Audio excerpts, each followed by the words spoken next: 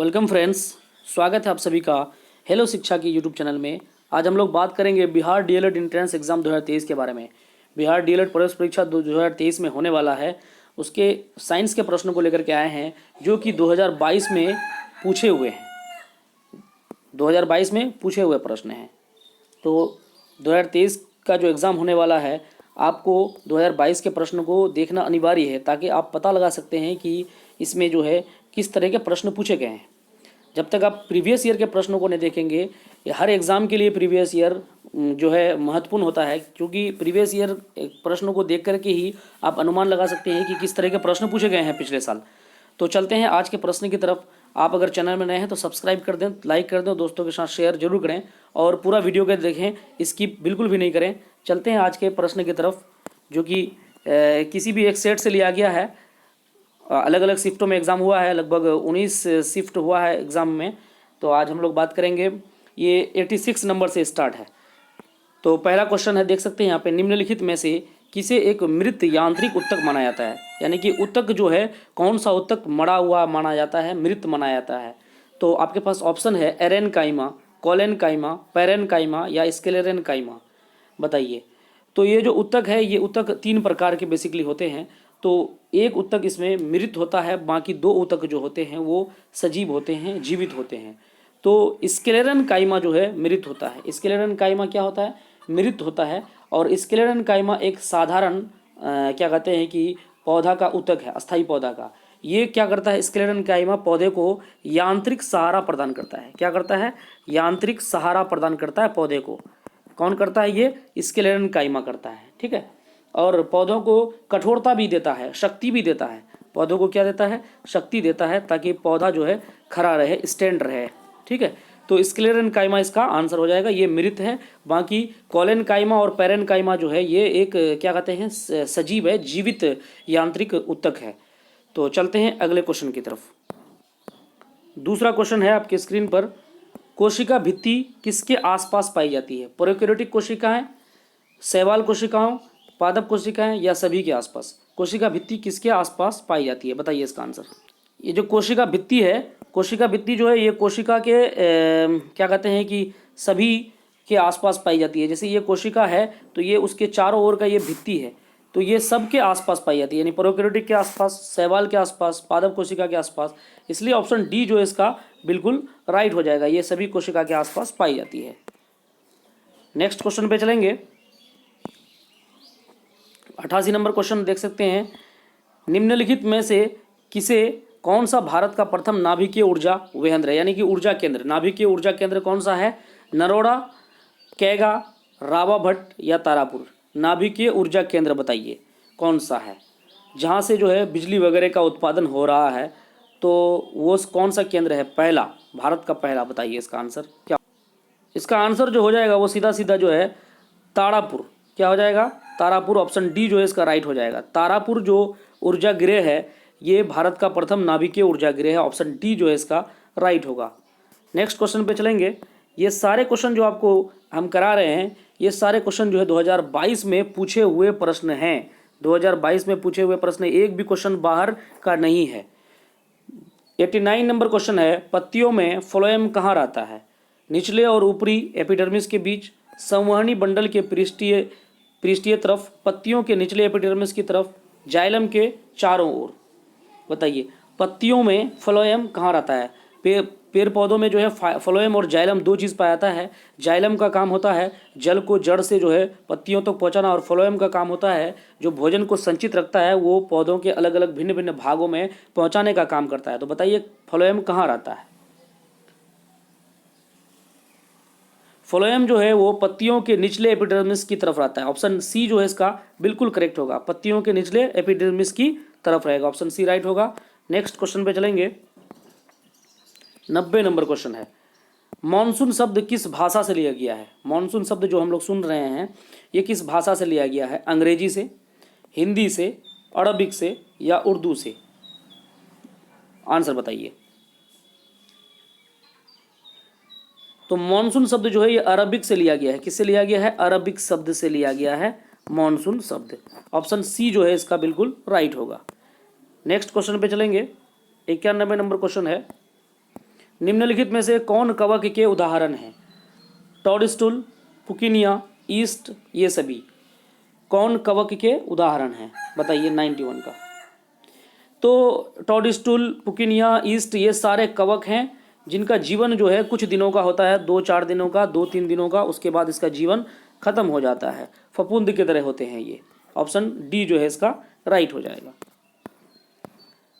92 number question है, निम्नलिखित में कौन नीले लिटमस पत्र को लाल कर देता है? ऑप्शन है आपके पास CH3OH, CH3COOH, HCOOH या बी और सी दोनों। बताइए 92 का आंसर बताइए।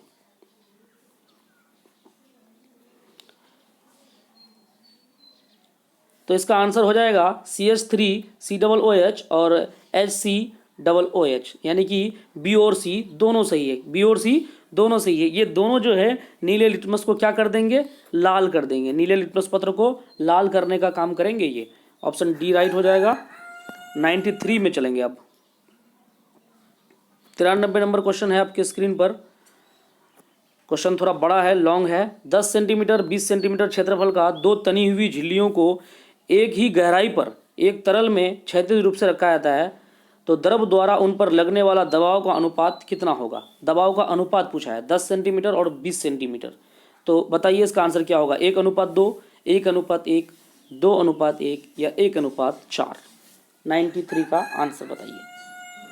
10 सेंटीमीटर और 20 सेंटीमीटर क्षेत्रफल के 2 तनी हुई झिल्लियों को एक ही गहराई पर अगर हम रखेंगे तो इसका क्या आंसर होगा?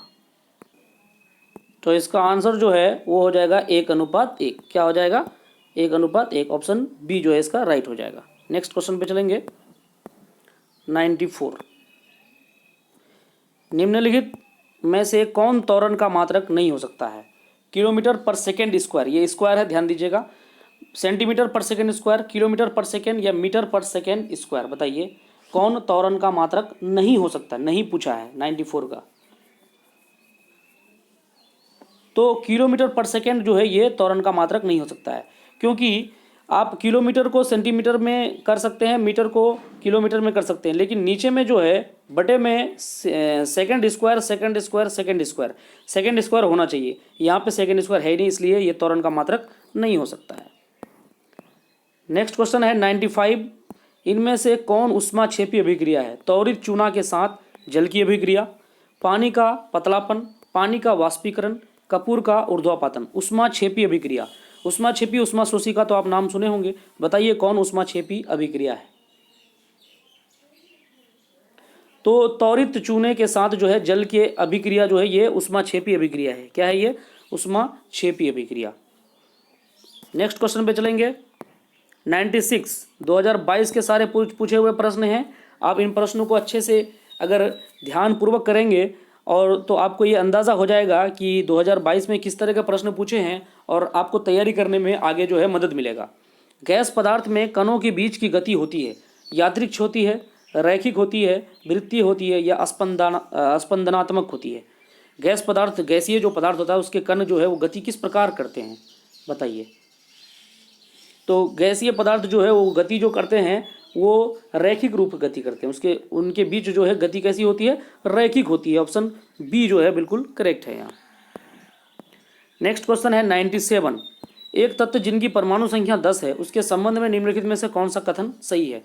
परमाणु संख्या क्या है? तत्व का 10 है, तो ये क्या हो सकता है? एक धातु होगा, एक अधातु होगा, एक अक्रिय गैस होगा या उपरोक्त सभी होगा? देखिए इसका परमाणु संख्या कितना है? 10 है, तो ये एक अक्रिय गैस है। कैसी गैस है? अक्रिय गैस। अक्रिय गैस को हम लोग निष्क्रिय गैस भी कहते हैं। क्या कहते हैं? निष्क्रिय गैस। निष्क्रिय गैस भी कहते हैं अक्रिय गैस को। तो इसकी परमाणु संख्या 10 है, इसलिए ये एक अक्रिय गैस की श्रेणी में आएगा। आप जब उस चार्ट को देखेंगे तो आपको वहाँ पता चल जाएगा। 98, बहुत ही इंपॉर्टेंट क्वेश्चन, VVI क्वेश्चन है ये। प्रोटॉन की खोज किसने की? चैडविक ने की, जे थॉमसन ने की, गोल्डस्टिन ने की, रदरफोर्ड ने की। देखिए जे थॉमसन किसका खोज किया था? इलेक्ट्रॉन का किया था। किसका किया था? इलेक्ट्रॉन का किया था। और कब किया था? 1897 में किया था। याद रखिएगा, इसको लिख लीजिएगा, क्योंकि इस बार प्रोटॉन का पूछा है तो हो सकता है अगला बार इलेक्ट्रॉन का पूछे, और क्या कहते हैं न्यूट्रॉन का भी पूछ सकता है। और दूसरा जो है क्या कहते हैं कि रदरफोर्ड ने किसका किया था? रदरफोर्ड जो है नाभिक का भी खोज किया है। किसका खोज किया है? नाभिक का भी खोज किया है। और दूसरा ये क्या कहते हैं कि चैडविक किसका खोज किया है? चैडविक न्यूट्रॉन का खोज किया है। किसका खोज किया है? न्यूट्रॉन का खोज किया है। न्यूट्रॉन का खोज किया है। ठीक है, हो गया। जे थॉमसन इलेक्ट्रॉन का खोज किया, चैडविक न्यूट्रॉन का खोज किया, और क्या कहते हैं कि रदरफोर्ड जो है, रदरफोर्ड नाभिक का खोज किया, और साथ ही साथ ये प्रोटॉन का भी खोज किया है। इसका खोज किया, ये प्रोटॉन का खोज किया। अब आपको जवाब मिल गया होगा, तो रदरफोर्ड इसका आंसर हो जाएगा, ऑप्शन डी इसका राइट हो जाएगा। कहीं कहीं जो है कोई चैडविक भी दे दिया है या गोल्डस्टीन दे दिया है, वो गलत है। आपका ऑप्शन डी जो है बिल्कुल राइट हो जाएगा यहाँ। नेक्स्ट क्वेश्चन पे चलेंगे। 99, विद्युत चुंबक बनाने के लिए प्रायः किस पदार्थ के क्षार का प्रयोग किया जाता है? विद्युत चुंबक जो बनता है उसको बनाने के लिए कौन से पदार्थ के क्षार का प्रयोग किया जाता है? इस्पात का, पीतल का, नरम लोहा का, या इनमें से कोई नहीं? किसका प्रयोग किया जाता है बताइए? तो चुंबक बनाने के लिए जो है नरम लोहा का प्रयोग किया जाता है। ऑप्शन सी जो है इसका बिल्कुल राइट होगा। नेक्स्ट क्वेश्चन पे चलेंगे। 100 नंबर क्वेश्चन है, जब किसी पेड़ की शाखा को हिलाया जाता है तो पके हुए फल जो है शाखा से अलग होकर गिर जाते हैं। ये उदाहरण किसका है? न्यूटन की गति का प्रथम नियम, न्यूटन की गति का द्वितीय नियम, न्यूटन की गति का तृतीय नियम, या उपयुक्त सभी? बताइए क्या आंसर होगा। देखिए, न्यूटन का गति का आप जो है प्रथम नियम पढ़े होंगे। प्रथम नियम में क्या होता है कि जब कोई चीज़ किसी जगह स्थिर है, मान लेते ये आम लटक रहा है, आम ये लटक रहा है, ये स्थिर है तो वो स्थिर ही रहना चाहेंगे। जब आप इसको हिलाएंगे डुलाएंगे तो इधर आएगा फिर उधर आएगा, तो ये अपनी जगह पर रहना चाहता है। तो हिलने पे, टहनियों को हिलाने डुलाने पे जो फल है वो टूट करके क्या हो जाते हैं? गिर जाते हैं। वो रहना चाहते हैं अपनी जगह, लेकिन आप जबरदस्ती उसके जगह को डिस्प्लेस कर रहे हैं, तो इसलिए वो टूट करके गिर जाता है। ये न्यूटन का प्रथम नियम है। और तृतीय नियम तो आप लोग जानते ही हैं कि जैसे करोगे वैसे ही मिलेगा। किसी दीवार पे जितना जोर से मारोगे आपको भी उतना जोर से लगेगा। दौड़ने के टाइम में पैर को जितना जोर से ज़मीन में पटकोगे उतना आगे भागिएगा। तो ये तृतीय नियम है। तो यहाँ पे ऑप्शन ए जो है बिल्कुल राइट हो जाएगा। नेक्स्ट क्वेश्चन है 101 नंबर क्वेश्चन, निम्नलिखित में कौन खरपतवार नाशक जिसको हम लोग कहते हैं शाकनाशी नहीं है? खरपतवार नाशक नहीं पूछा है यहाँ पे। 24AD, DCMU, VAM, agent orange. देखिए यहाँ पे जो है आपका 24D, DCMU और एजेंट ऑरेंज, ये खरपतवार नाशी है। ये खरपतवार को नाशक करता है, ख़त्म करता है ये। हाँ, और ये जो VAM है, VAM को कहते हैं वेसिकुलर, रुकिए इसका जो है आपको फुल फॉर्म लिख देते हैं VAM का। VASI vesicular, CULAR vesicular, ARBUS आर्बस्कुलर, और माइक्रो CORRHIZA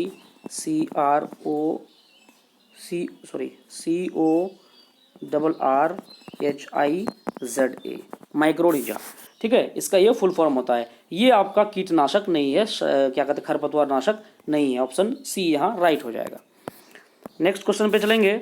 102 नंबर क्वेश्चन है, निम्नलिखित में से किसमें द्विखंडन होता है? अमीबा में, पैरामीशियम में, यूग्लिना में, इनमें से सभी। अमीबा के बारे में तो आप जानते ही हैं। अमीबा, पैरामीशियम, ये क्या है? एक कोशिकीय जीव है। कैसा है ये? एक कोशिका का बना हुआ जीव है ये, एक कोशिका का जीव है ये।